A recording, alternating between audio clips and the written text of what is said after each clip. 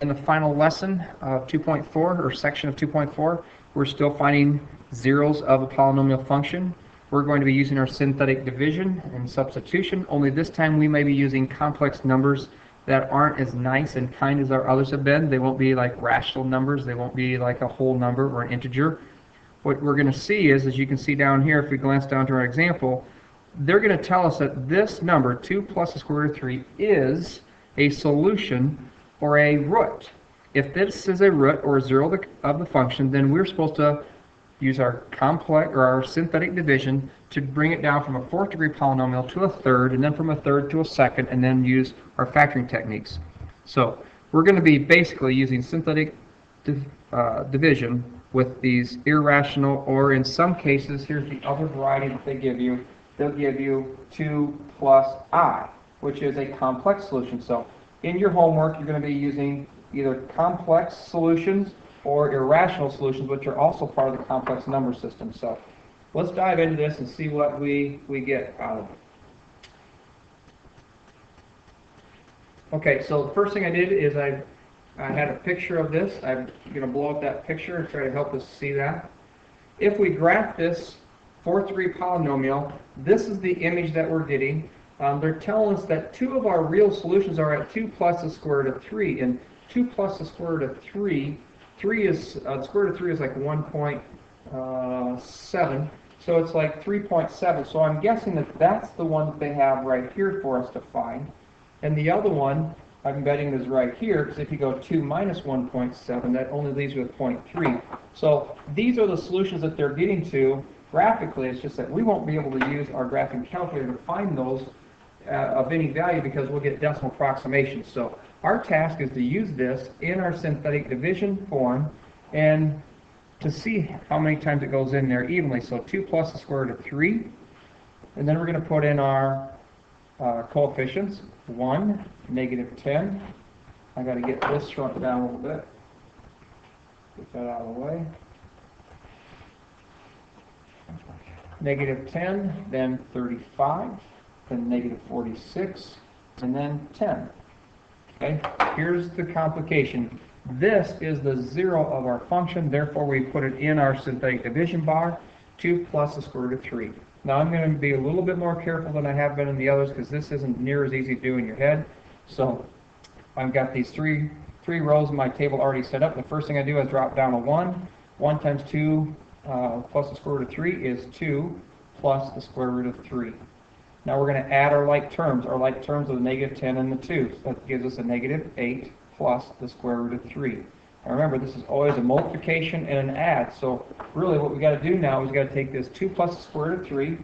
So 2 plus the square root of 3, we got to take it times what we have down here in this bottom part of our row, which is negative 8 plus the square root of 3. And this is going to require us to use FOIL. And we're going to double distribute. So we got a negative 16. On the outermost, we've got plus 2 times the square root of 3. On the innermost, you have a negative 8 square root of 3, and those are our like terms. And the last terms, you got square root of 3 times square root of 3, which is plus 3. That's the square root of 9, square root of 9 is 3.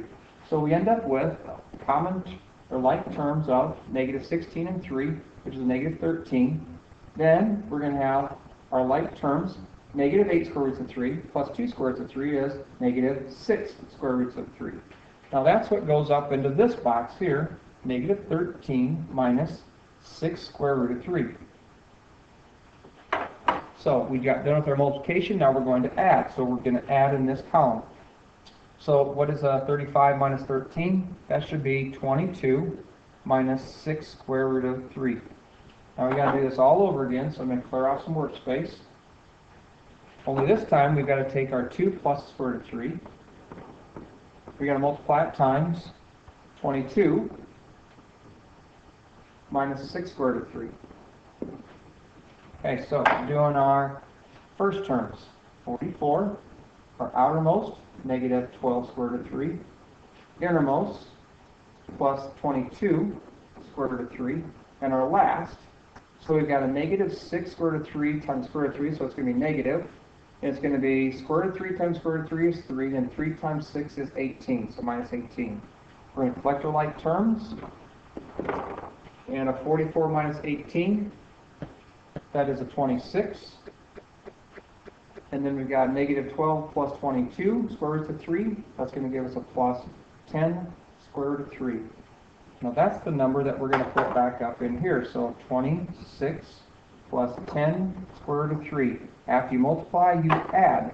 So now we're going to add these. Negative 46 plus 26 is a negative 20 plus 10 square root of 3. Okay, after we get done adding, then we multiply again. So I'm going to clear out some workspace.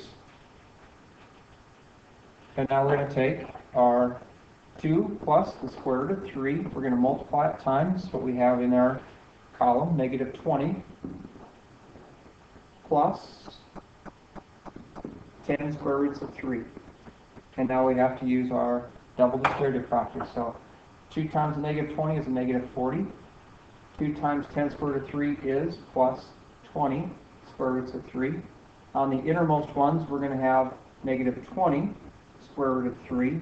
And on the last, you're going to have a positive, because they're both positive, so plus 10 times square root of 3 times square root of 3 is 3, so 10 times 3, which is 30. So we're going to collect our like terms. That's going to be a negative 10. The middle terms, or outside insides, are going to cancel, so it's just a negative 10. Put it in, add them, we get a remainder of 0. Okay, so our 2 plus 3, 2 plus the square root of 3 is a 0 of the function. So if 2 plus square root of 3 is a 0 of the function, I also know one other fact, and that is that we have to have a factor of 2 minus the square root of 3. The only time we get square roots is when we take the square root of a constant. So we really took the square root of plus or minus 3. So now I know that 2 plus square root of 3 is a factor. I also know that 2 minus square root of 3 is a factor. And now I'm going to use this row here of my depressed equation. This was a 4th degree polynomial in the beginning. We depressed it, so now it's down to a 3rd degree polynomial. And we're going to divide it by our 2 minus 3. 2 minus square root of 3. I'm going to go up and grab another column or two, I hope. Wherever they went, here it is. And just to try to help me stay organized, I'm going to slide that in there. And I need one more. I'm going to slide another one in here. So you're going to get lots of practice of the distributive property here. So going off of this row that I have highlighted in blue, first thing we do is we drop down our 1. Take 2 minus the square root of 3 times 1. That is 2 minus the square root of 3. Now this is going to be a lot easier than our first go around because sometimes our square roots of 3 are going to cancel out. So these reduce, and we're left with a negative 6. Now we take a negative 6 times 2 minus square root of 3. So take 2 minus the square root of 3 times a 6. That's going to give you 12 minus 6 square roots of 3. So we're going to put that underneath our 22 minus 6 square roots of 3. So it's 12 minus 6 square roots of 3. And then we're going to add. So when we add, we end up with, that's a 434 minus 12 square roots of 33. I'm going to check that just for a second. Give me a moment here. Okay, I knew something didn't look right because those should be subtracting out. So, as always, one of my biggest flaws is I simply make stupid mistakes, and here's my stupid mistake. I was multiplying by a negative 6, so this should be a negative 12, and this should be a positive 6 square root of 3. So really try to keep track of those signs. Do your best to eliminate all those careless mistakes. I was fortunate I caught it fairly early, because once we get to the second row, they should be canceling out. So when I say cancel out, these should be reducing and canceling, so then we're going to end up with 10. So now I want to take 10 and multiply it times 2 minus square root of 3. Well, 10 times 2 is 20. And 10 times a negative square root of 3 is a negative 10 square root of 3. So negative 10 square root of 3.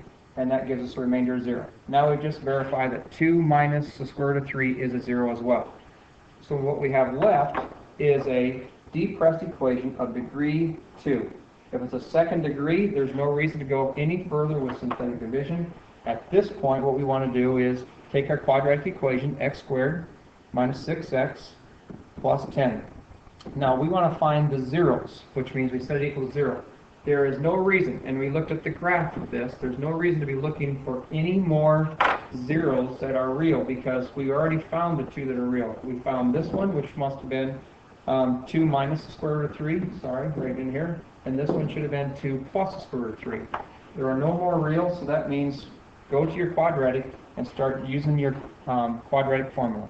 So you take the opposite of b, plus or minus the square root of b squared would be 36 minus 4 times 1 times 10, so 4 times 1 times 10 is 40, all over 2 times a, which is 2. So it's going to be 6 plus or minus the square root of a negative 4 all over 2. Okay, still simplifying that. We've got 6 plus or minus, since it's the square root of a negative, it's I, and the square root of 4 is 2i, all over 2. And now we can distribute the division of 2. So this is the same thing as 6 divided by 2 plus or minus 2i divided by 2, which gives us a 3 plus or minus 3i. Whoa, 3 plus or minus 1i. The 2's are reduced. So these are our other 2 zeros. Okay, going back to our directions, what they asked us to do.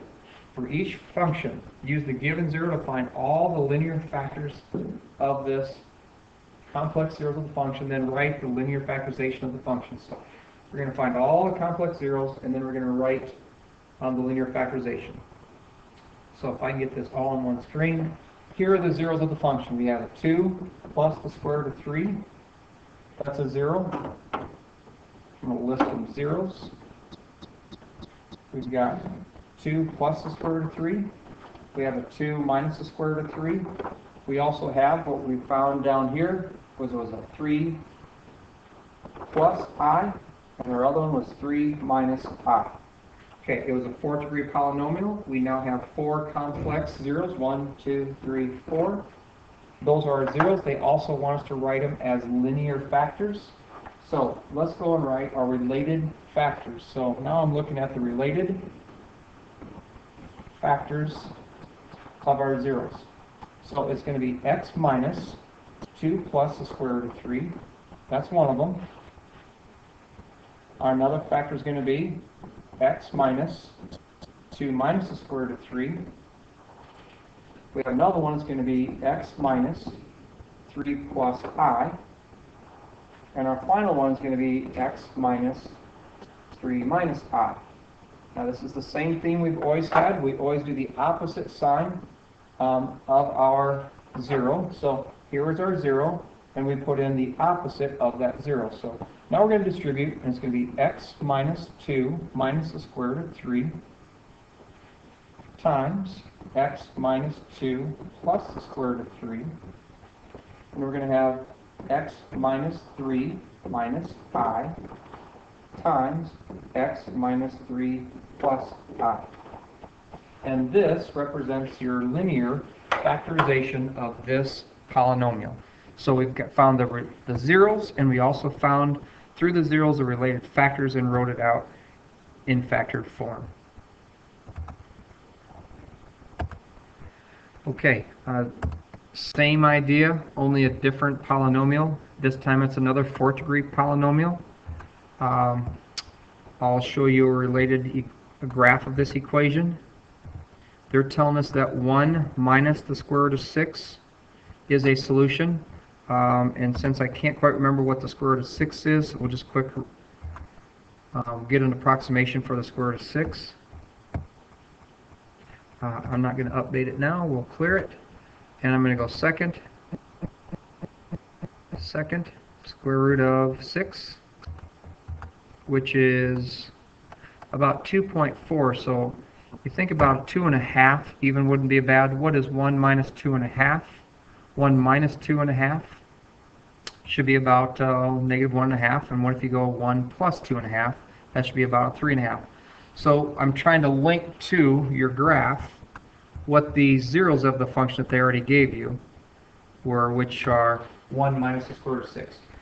But realistically, once they give you a zero of the function, you use it as your divisor, 1 minus the square root of 6. You take the coefficients out of your polynomial function, minus 8, minus 95, and now you're going to run through your synthetic division. So, first thing you're going to do is you're going to bring down the 1, and you're going to take 1 times the negative square root of 6, which is 1 minus the square root of 6. So now it's going to be a negative 8 plus 1. Negative 8 plus 1 is a negative 7 minus the square root of 6. Now we got to go to the work of coming up here, and we got to multiply. 1 minus the square root of 6, we have to take it times. Negative 7 minus the square root of 6. So 1 times negative 7 is a negative 7. Then we're going to have a negative square root of 6. And then we're going to have a positive 7 square root of 6. And then we're going to have a negative times negative, which is positive 6. We're going to collect our like terms. Negative 7 plus 6 is a negative 1. And we're going to have a positive 6 square root of 6. Now that's what we're going to put up in here, and we're going to add that to 26. So it's negative 1 plus 6 square root of 6. From here, we have to add. So 26 plus a negative 1 is 25 plus 6 square roots of 6. Once we get done adding, we have to multiply, so clear off some workspace. And we have to take 1 minus the square root of 6, and we have to multiply it times 25 plus 6 square root of 6. So 1 times 25 is 25. 1 times 6 square root of 6 is 6 square root of 6. Then we have a negative square root of 6 times 25, which is a minus 25 times the square root of 6. And then our last term is going to be minus. We got 6 times 6 square root of 6. So it's a 6 times another. Square root of 6 times square root of 6 is 6, so minus 36. So we're going to collect our like terms. Our 25 and our negative 36 are like terms. That should be a negative 11. And then our negative 25 plus 6, that should be a negative 19 square root of 6. I'm going to double check those quick. That's 6, 36, 15. Okay. So that is a number that we have to put underneath here. Negative 11 minus 19 square root of 6. Now we can add. So this is going to be negative 19 minus 19 square root of 6. We got one more big distribution to do. So we've got to take 1 minus the square root of 6 times negative 19 minus 19 square root of 6. Okay, so first terms, negative 19. On the outermost, that is a negative 19 times the square root of 6. On the innermost, two negatives make a positive, so that's going to be plus 19 times the square root of 6. That's encouraging. They're going to drop out. Then you got negative times negative, which is positive. Then you got square root of 6 times square root of 6, which is 6, so it's going to be 19 times 6, 54. That makes it 114. So these cancel. And then I've got 114 plus a negative 19, so we'll subtract those.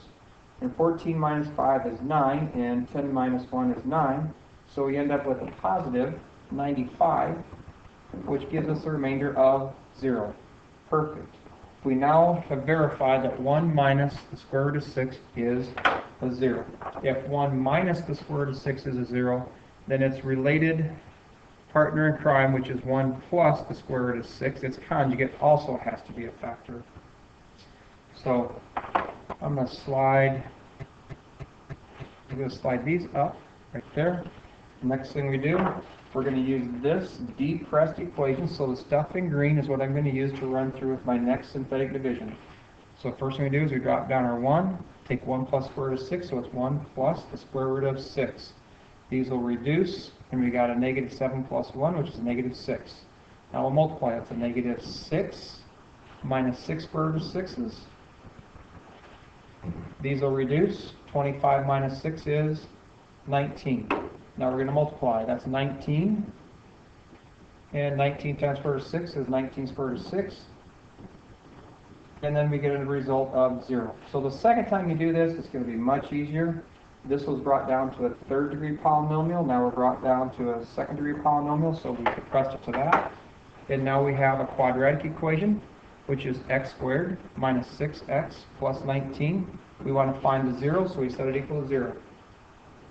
So we already found our 2 real zeros. The others that are not showing up in our graph are our complex zeros. So we're going to use our quadratic formula to take the opposite of a negative 6, which is 6 plus or minus the square root of 36 minus 4 times 8 times c, so that's 4 times 1 times 19. That's a 36, carry the 3, 76, so minus 76. All over 2 times a, which is 2. That is 6 plus or minus the square root of a negative, and that's going to be a negative 40 all over 2. Continuing to simplify, this is 6 plus or minus. So now I'm thinking of 40, the factors of 40. I know it's 4 times 10 is 40. I know I've got an I, since it's negative, so I got I, so it's 4 times 10 all over 2. Then I'm going to reduce, again, the radical. The square root of 4 is 2, so I can more simply write it as 6 plus or minus 2 times the square root of 10, I, all over 2. Then we got one more round of simplifications. We can distribute the division. So it's really 6 divided by 2 plus or minus 2 times the square root of 10, I, all over 2. And finally, what we're going to end up with is 3 plus or minus the square root of 10i. So what I've found now is all 4 zeros. We'll come back up here and we'll list them. 3 plus. So our zeros were 1 minus the square root of 6, 1 plus the square root of 6. The others were, scroll down here, 3 plus the square root of 10i. And the final one is 3 minus the square root of 10i. Okay, then we're supposed to write the related factors. So if these are the zeros, then the factors are, let's identify these. These are the factors that we're going to create. There should be 4 of them. So it's going to be x minus 1 minus the square root of 6. I have to take that times 1, x minus 1 plus the square root of 6. Next one's going to be x minus 3 plus the square root of 10i. And the final one's going to be x minus 3 minus square root of 10i. We're running out of room. So finishing this off, it's going to be x minus 1 minus the square root of 6. There's one linear factor. Here's another linear factor, x minus 1. This one's plus, because minus the negative is plus. So 1 minus, x minus 1 minus the square root of 6. And then our final 2 is going to be x minus 3 minus 10 square root of 10i. Let's clean it up. A lot of stuff to write down and keep track of there. Minus the square root of 10i. And the final one is x minus 3 plus the square root of 10i. So there is 4 linear factors of this polynomial. We just found all complex solutions to this, and that was a lot of fun. And I hope you enjoy doing that, because you only have 3 that I've assigned. Again, if 3 is not enough to get the idea and to feel confident in your ability to do that, you're simply welcome to do more, and then we can double check your answers. So enjoy that. I'll have a lot of fun. I'm sure that you will.